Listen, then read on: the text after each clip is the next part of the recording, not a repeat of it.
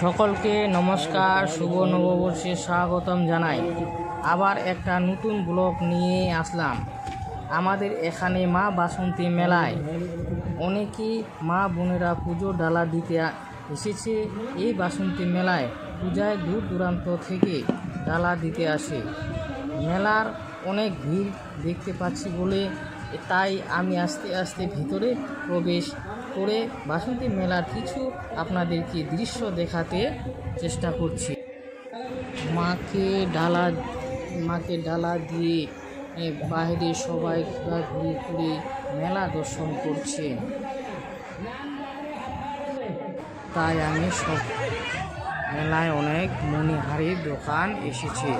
তাই আমি সবাইকে শুভ নববর্ষে প্রীতি ও শুভেচ্ছা জানিয়ে এই নতুন ব্লগটি আরও করে দেখানোর চেষ্টা করব।